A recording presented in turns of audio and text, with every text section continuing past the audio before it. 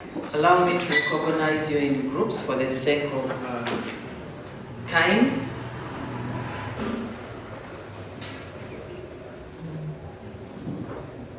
I'll recognize Lagos City, local government, and City West, the cultural leaders, religious leaders, partners present, the youth, parents, and all of us. Of course, Dr. Morris, thank you very much for inviting me to be part of this launch. Good morning to you all. I would have wanted to talk at length, but I'm going to summarize because of time.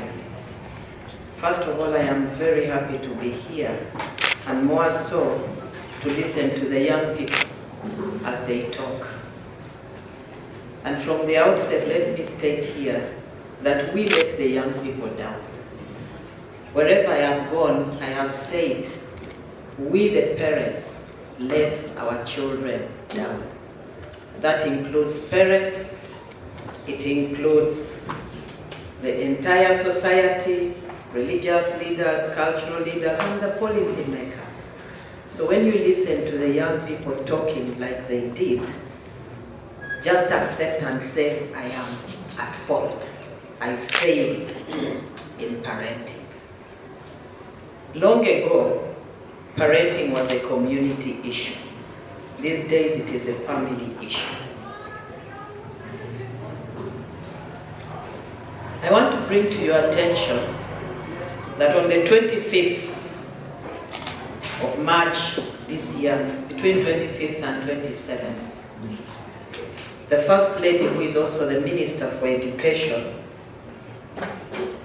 mobilized us for a very important workshop. And that workshop was to discuss the issue of our children. Today we are talking about adolescents. This is 10 to 19 years. 10 to 19. But when we are talking about children, we are starting from birth up to 18 years. But we structured it to begin from 3 up to 19 years. Why did she mobilize us? Because previously, partners, and I am sorry, I'm not going to mince words, partners in the name of money have been forcing us to veer off the path and go their direction. Many of you will recall the strong push to have comprehensive sexuality education document. That was not our interest.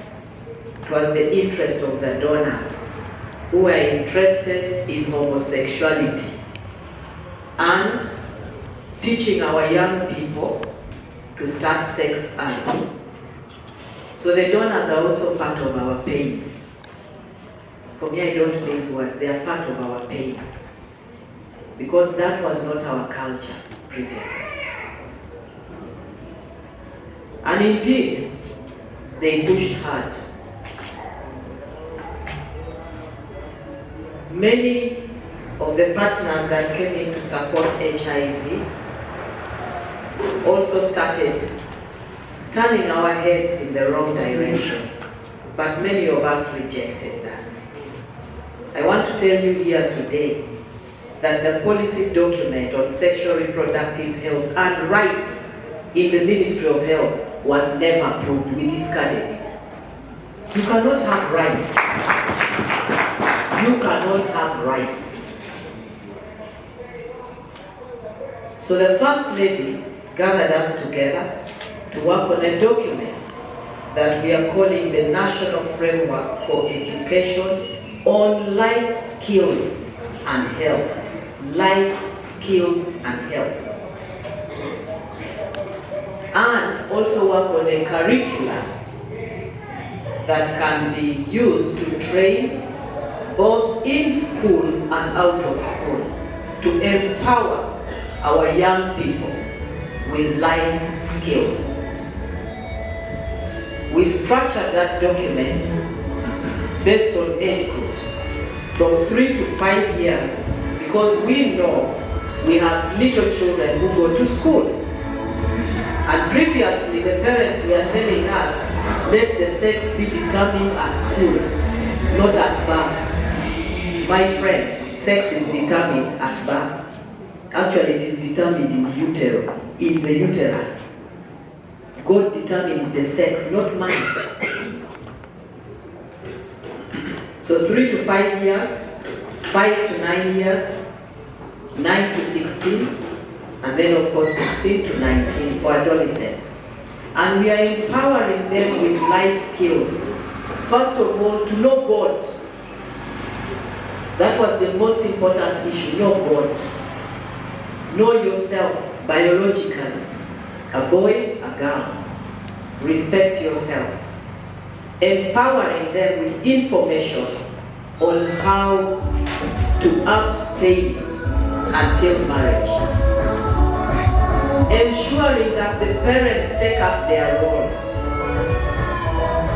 And you heard very clearly from the young girls, how can a parent tell you that what will I gain from you before I die? That is your parent.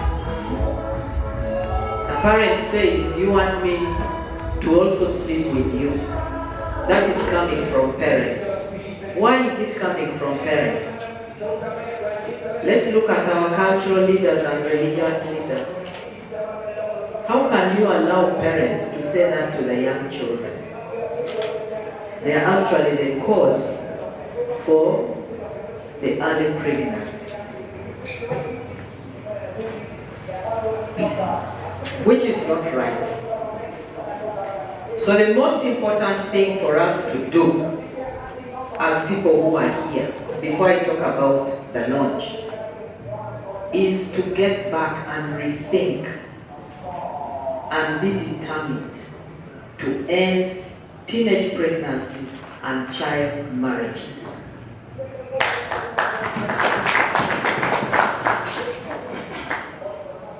In Lamu, we are just 1% above the national average.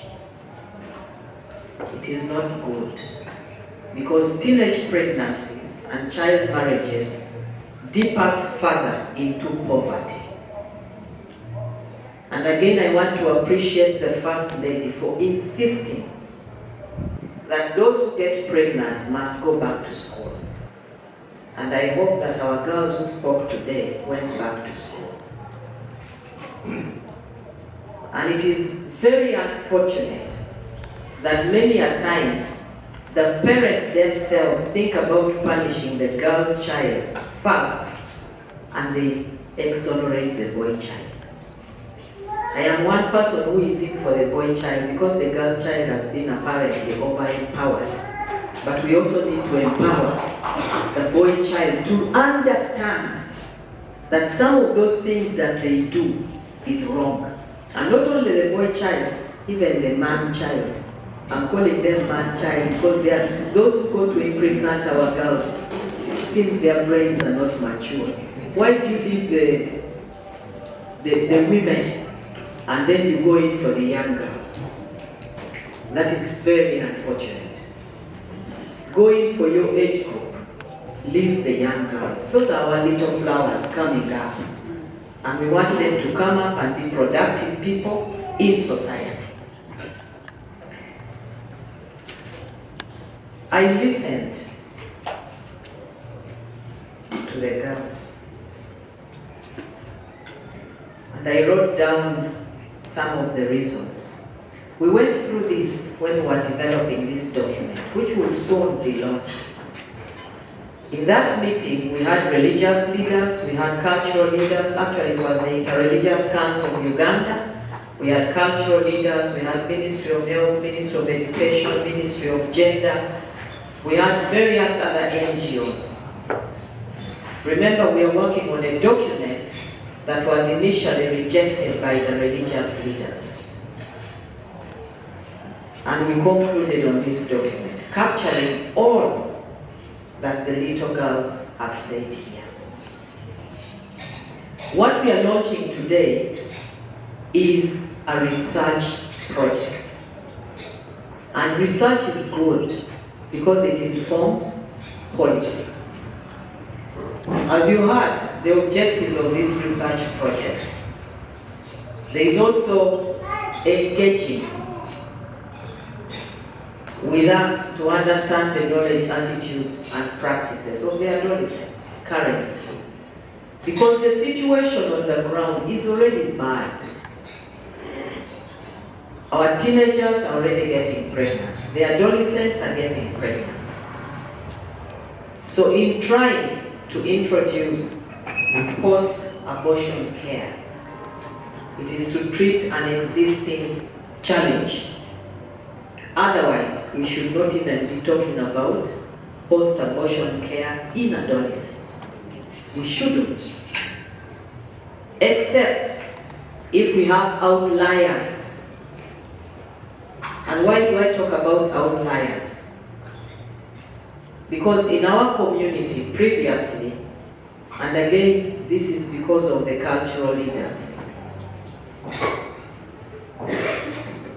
our young girls used to get married early because they used to think that once you have seen your periods for the first time, then you're ready for marriage. And that is why you heard from Dr. Red saying, the grandmother, in quotation, kept on telling the little girl that going to school is useless.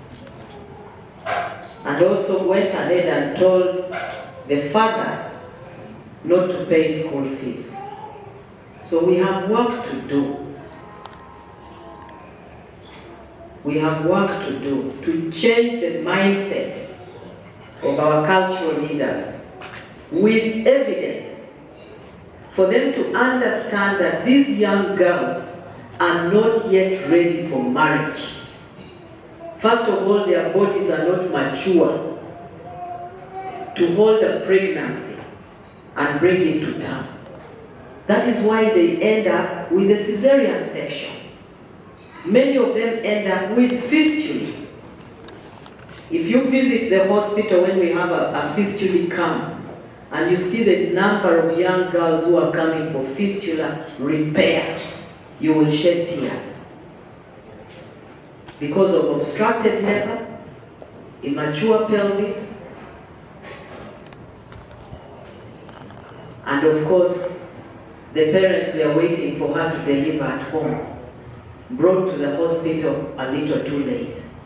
Not to mention those who die, because they are the ones that keep on increasing the statistics of maternal mortality.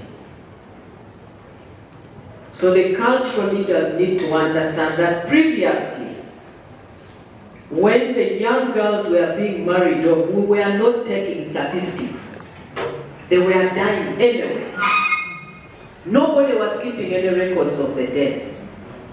And when death occurred, people would move on, because you would marry as many women as possible, have as many children as possible. And women and children were a source of wealth and labor. That is no longer the case today. Our children are living longer. The fertility rate has reduced to 5. You want to move it even to 4 children per woman. So let the young people stay in school, progress in school, and become people who contribute positively to the development of our economy and our nation. And it is our role to empower them.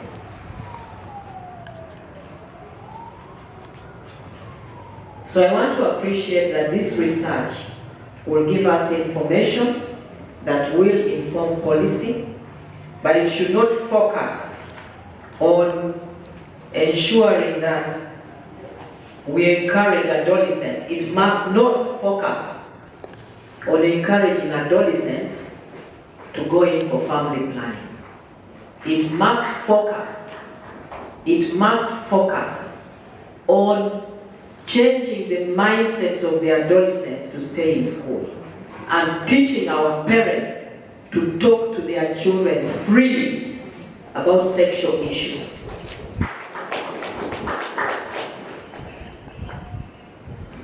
talking is good. The National Framework for Education on Life Skills seeks to empower parents not to fear. That is how our cultural leaders brought us up. Talking is a taboo. We fear to talk about sexual issues. Even a married man and a married wife fear to talk. They can only talk in darkness. But we need to learn to talk, so that the young girls know that if you go in for sex, only two things can happen. Either you will get a sexually transmitted disease or get pregnant. Even the boy child will end up with a sexually transmitted disease, although he can't get pregnant. And then the results will be out. So it is upon us to change our society and have a better society. And it begins with us. Allow me to congratulate the university on this very first grant to handle this issue of post-abortion care, but also the knowledge, attitude, and practices of our adolescents. That Center of Reproductive Health and Rights in the university, if I am given authority, I will close it. We don't want rights here. We want to take charge and teach our people. But if it is only for mobilizing money, it is okay. It is okay. We need the money. We need the research. It is okay. They can mobilize the money. I listened to one of the cultural leaders, and I want to appreciate. He was talking about legal issues, lots of children's rights. And what I understood from him was that these rights is discouraging our parents from talking to people freely. And he talked about handling the issues, but I want to encourage you, don't handle it roughly. Some of you go to the point of abuse, that you are disciplining people and you beat them to pulp. That is not discipline. Discipline is sitting on a round table and making me know what I have done wrong and what I have done right. So again, culture has to be responsive to the health and needs of the people. And it has to be considerate of people. Because I have seen in some cultures, the Owetongs gather together and they beat the girl badly, and sometimes they don't beat the boy, but it takes two. You can finish the English word. It takes two. It is not only the girl, it is both of them. So put them down. Allow me to appreciate you for looking for the grant and successfully writing out that project. We look forward to the results. If it could come on time, it would also support the development of the curriculum for empowering our adolescents on life skills. A lot is going on right now. The Minister for Education, who is also the First Lady,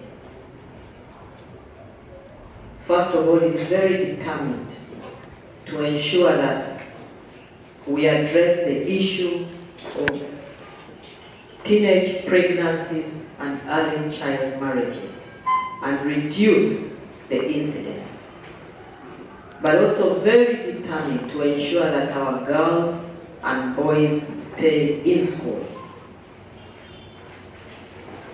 But also to address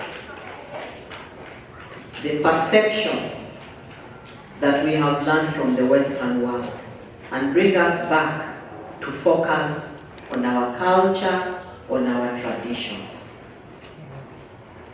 Ensuring that we bring up our children in the way that they should go, so that they don't depart from it.